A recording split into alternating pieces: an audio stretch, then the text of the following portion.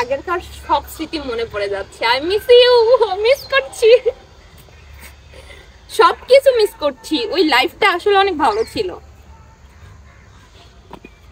Miss করছি আমার কলেজকে, মিস করছি এই জায়গায় সেই মানুষটাকে যার সাথে অনেক বছর পর আমার কলেজের সামনে যাচ্ছি।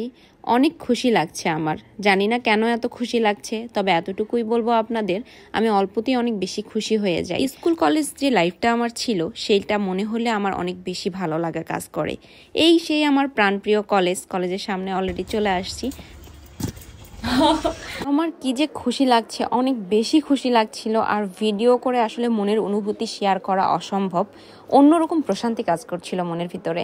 এই সেই কলেজ, আমার প্রায় 7 বছর পরে কলেজের ভিতরে আসছি। অনেক কিছু চেঞ্জ হয়ে গেছে, মানে খুবই ভালো লাগতেছে।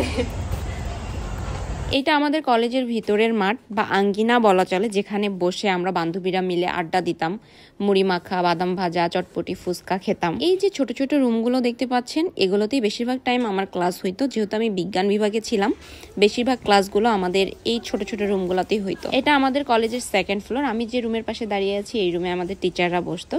তো আমি একটু কলেজটা ঘুরে ঘুরে দেখছিলাম, দেন আমি বের হয়ে আসলাম কলেজ থেকে। এখন বাসায় চলে যাবো আর কি। তো আরো একবার আপনাদেরকে দেখিয়ে দেই, এই সেই আমার প্রাণপ্রিয় কলেজ, যেখানে হাজারো হাজারো ভালো লাগার মুহূর্ত আছে। আসেন আজকে আপনাদের একটা সিক্রেট ফাঁস করে দেই, কেউ বকা দিবেন না। একদম মানে শুয়ে পড়তাম, শুয়ে গড়ায় গড়ায় পা দিতাম, ওই দিক দিয়ে, ওই মাঠের ওই দিক দিয়ে পলাইতাম।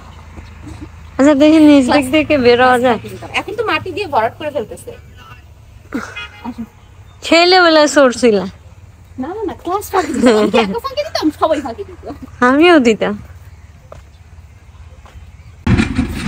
অনেক বছর পর কলেজের সামনে আসলাম। এত বছরে কখনো একদিনের জন্য আমার কলেজে আসা হয়নি। আজকে আমার সাথে সুমা আসছে দিনাজপুর ঘুরতে, তো ওকে বলেছিলাম যে আমার কলেজের সামনে আমি ওকে নিয়ে আসবো। তো কলেজটা ওকে দেখাতে নিয়ে আসলাম, ওর সুবাদে আর কি আমার আসা হলো। আর কলেজের সামনে এই যে মাঠ, এই মাঠেই পহেলা বৈশাখ উপলক্ষে অনেক বড় করে মেলা বসে। এই মাঠেই বেশিরভাগ টাইমে যখন আমার ওর সাথে দেখা করার ইচ্ছে হইতো, তো এখানে চলে আসতাম কলেজের সামনে, কারণ এটাই ছিল সেফ জোন। আর উনি তো এই এলাকার কি বলবো, এই এলাকার কিং ছিল। তো এই যে বাসাটা, এখানে হচ্ছে অনেকগুলা গাছ ছিল, গাছগুলো কেটে ফেলেছে। এখানে অনেকগুলা গাছ ছিল, এইখানে দেখা করতাম।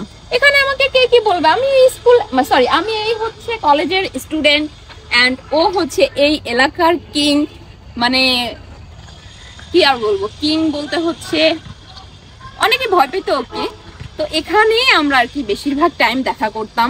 এই সেই জায়গা, যেই জায়গায় মানে আমার এত এত এত এত স্মৃতি আছে। আমি ফিল করছি যে আমি দাঁড়ায় কথা বলতেছি এখন, ঠিক এই টাইমে, এরকম সময়ই, ঠিক বিকেল 5টা 6টা আমরা অনেক সময় মিট করতাম এই জায়গাতেই। আমার এই জায়গাটা দেখে মানে পুরনো 10 বছর আগেরকার সব স্মৃতি মনে পড়ে যাচ্ছে। আই মিস ইউ, মিস করছি, সবকিছু মিস করছি। ওই লাইফটা আসলে অনেক ভালো ছিল। মিস করছি আমার কলেজকে, মিস করছি এই জায়গায় সেই মানুষটাকে যার সাথে অনেক অনেক মধুর সময় কাটিয়েছি। অনেক অনেক ভালো ভালো মানে মুহূর্ত আছে, যেগুলো আসলে বলে বোঝাতে পারবো না। কলেজ থেকে বের হয়ে সোজা আমি বাজারে চলে আসছি কিছু টমেটো কেনার জন্য। যেহেতু সন্ধ্যা লেগে গেছে, আজকে বাহির থেকে নাস্তা কিনবো না, বাসায় আমি নিজেই আজকে নাস্তা বানাবো। আজকের নাস্তা রেসিপি হবে স্যুপ নুডলস টমেটো দিয়ে। আমি বাসায় চলে আসছি, অলরেডি আমি স্যুপ বানিয়েও ফেলেছি। দেখেন কতটা সুন্দর হয়েছে। আর আমি এই স্যুপ নুডলস অনেক ভালো রান্না করতে পারি, নিজের প্রশংসা নিজেই করছি গাইস, না হলে তো আপনারা জানতে পারবেন না আসলে রান্নাটা কেমন হয়েছে।